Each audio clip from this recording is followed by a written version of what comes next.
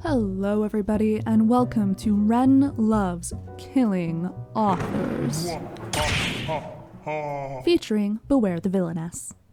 Today, I'm going to be discussing the literary theory Death of the Author, which was termed by critic Roland Barthes. Then, I'll be nerding out about how I consider Beware the Villainess to be a seminal text within its subgenre, for how it turns Death of the Author from theory to plot. I really like using Death of the Author as a tool in my analysis of texts, hence the dramatic title of this video. I think it's great for media critics to take a step back and acknowledge that what the author thinks they were saying doesn't always line up with what the audience hears, or even with what the author actually said. Sometimes this misalignment of intent and action can lead to something beautiful, wherein the act of making something helps the creator realize something about themselves after the audience begins discussing the unintended theme. Other times, it can offer us insights into just how bigoted someone is behind the shiny veneers of fame and civility. I first learned about Death of the Author in uni, where I was expected to apply it, to some extent, in all of my assignments.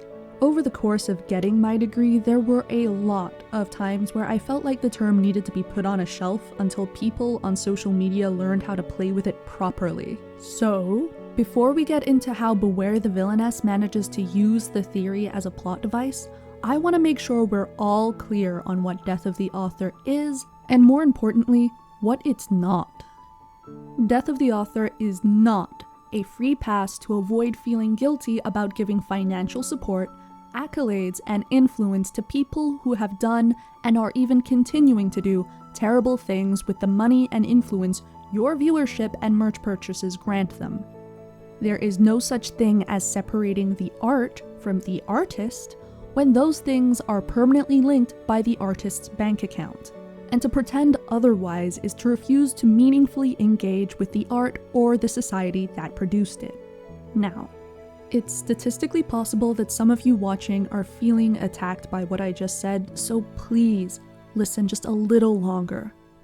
I am not saying you should feel bad for still liking media that you have since learned had a bigot or abuser heavily involved in its creation, or which had harmful or bigoted themes. This is a kill the part of you that cringes channel. And I understand that different artworks connect with people for an impossible to comprehend number of reasons.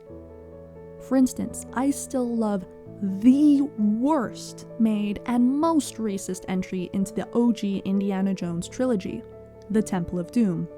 Largely because I was around Short Round's age the first time I watched it, and I loved imagining going on a cool, magic-filled adventure where I not only got to travel with Indy, but save him like someone important despite being a kid. It is because I have taken the time to kill the author, and then, like a butcher, gone on to carve out what was intended and what was actually said by the text, that I no longer have to cringe. When I say I like it, I'm not baring my soul and presenting it for judgment. I'm saying I like a movie, and opening a space for conversation. Sometimes, that conversation is, that film was super racist. To reiterate, Death of the Author is not an excuse to keep providing a platform and financial support to creators who use those resources to harm others, nor is it an excuse to avoid critically engaging with the text and how it informs your worldview. Now that we know what it's not, let's look at what Death of the Author actually is. When I know the gentleman, I'll tell him what you say. Do.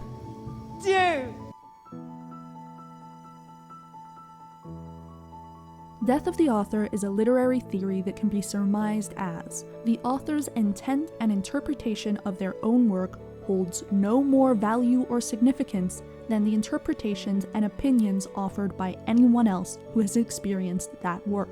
The author can say they intend to make a scene sad via the inclusion of blue curtains.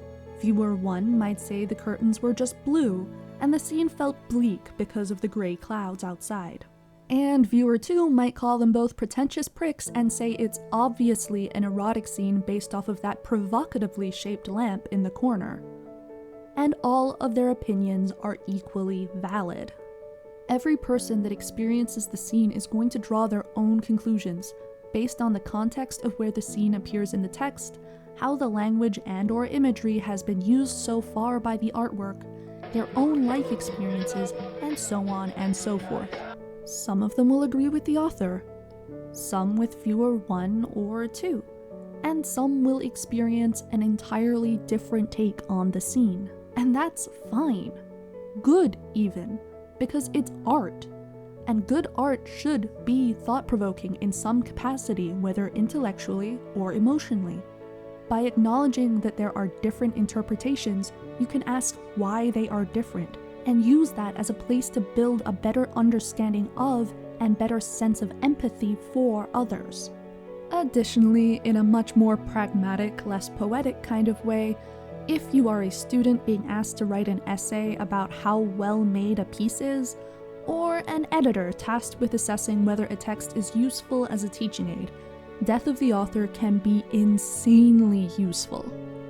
You just pop authorial intent off in its own little box, then go through the rest of the text to see what is happening under the hood uninterrupted, each time holding the presented themes and ideas up against the authorial intent to see if they are actually compatible. At the end, you'll have some clear piles of compatible and incompatible evidence to compare and help decide if the text achieves its intended meaning or purpose, and if it does so well. Now that we all know what Death of the Author really is, it's time for me to fangirl over Beware the Villainess, which turns this rejection of authorial intent as the be-all end-all into the basis of a major plot. Beware the Villainess is, from a macro view, a fantasy adventure rom-com. If we look a bit closer, we find it actually belongs to the subgenre of a subgenre, villainess isekai. Villainess isekai stories have an increasingly standardized structure in which a woman, usually leading an unfortunate or unfulfilling life, dies a premature, possibly even tragic death, and then wakes up in a new body in a different universe. This universe is typically either the setting of a romance novel or dating sim that the protagonist was familiar with in their past life. Their new body, they are horrified to realize, belongs to an antagonist of the story, who is destined to die young and painfully in order to cement the relationship between the romantic leads of the story. From there, the plots revolve around avoiding that terrible fate and finding a way to live the fulfilling, carefree life they didn't get to have in their first go-around. All of these stories intrinsically have a theme of carving out your own fate and building your own version of happiness, regardless of whether the god author or systematic intent of the world is for or against the protagonist's efforts. In this way, the subgenre is actually kind of hope punk, but I digress. Several of these villainess isekai stories also engage with directly facing off against the author that made the world, but Beware the Villainess might just do it the most explicitly and best. Truly, I consider this a seminal text of the subgenre.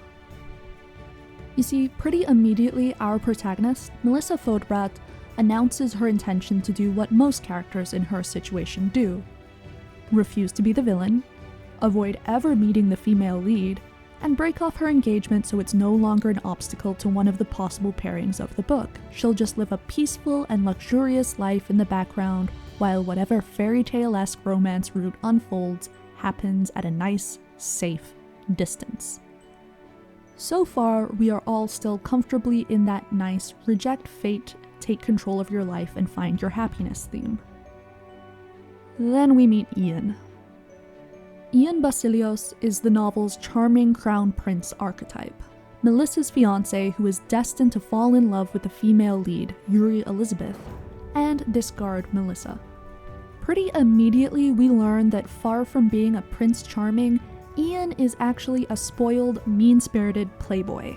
Turns out the types of people who make roguishly charming romantic heroes that get tamed by the female lead, while entertaining to read when you are on the outside watching them grow over the course of a few dozen pages, are insufferable assholes when you are forced to deal with them and the fallout of their actions directly, in-world, and in real time.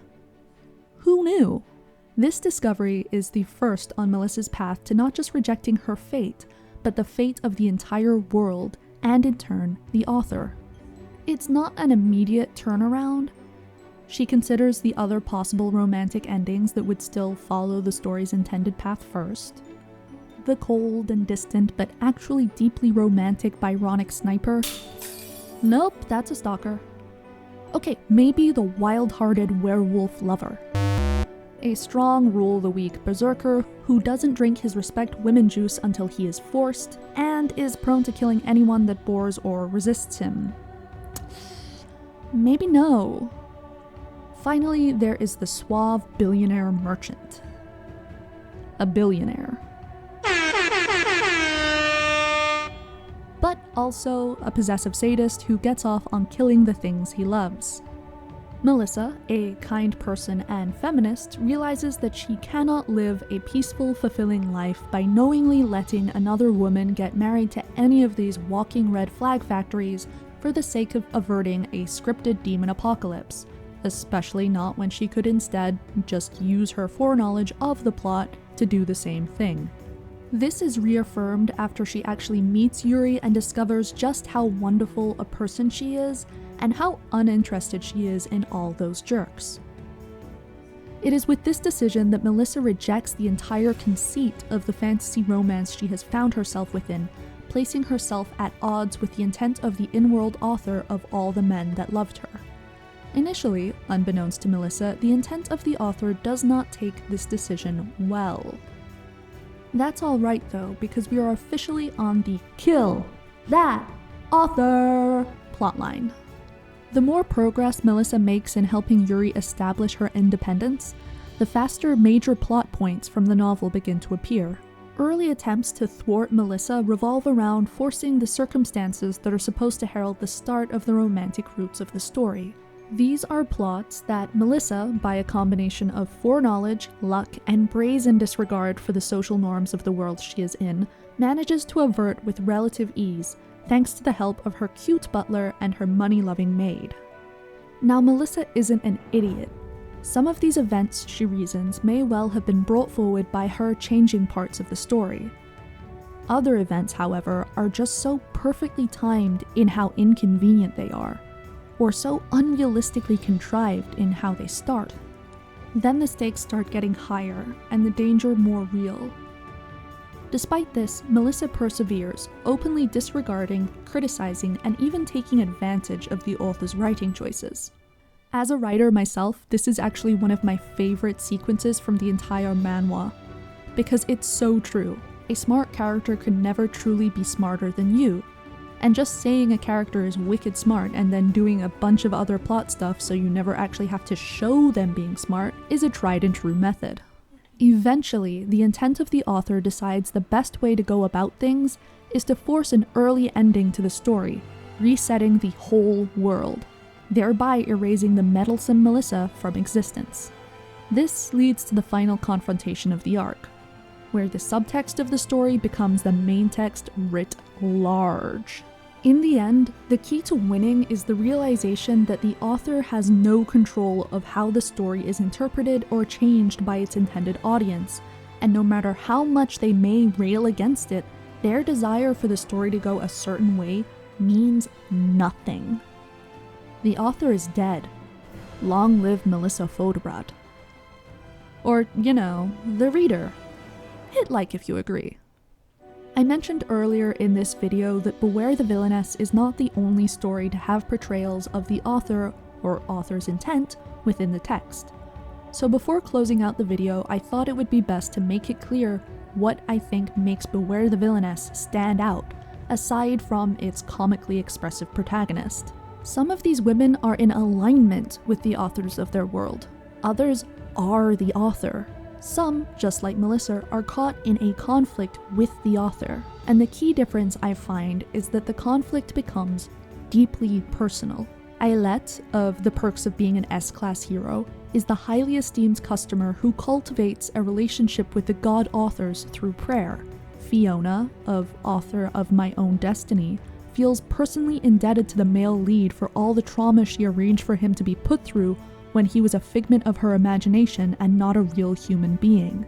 Edith, of Not Your Typical Reincarnation Story, lives as the sister-in-law to the author's avatar Reese, desperately trying to befriend her and treat her with grace, even as she slowly begins to realize that Reese is the dark power behind the world that keeps trying to kill her. For Melissa, there is no personal connection. There are grudges and rage at how the authors treat her favorite characters turned loved ones and friends, but to her the author is as distant as any real-world author would be to the average reader. In being as distant from her story's author as any one of us are to the people who wrote our favorite books, movies, games, and songs, she remains an audience surrogate for the arc of the conflict. She is still a romantic lead in her relationship with Nine, still something akin to a fantasy knight in her relationship with Yuri. Sadly, not as gay as it looks.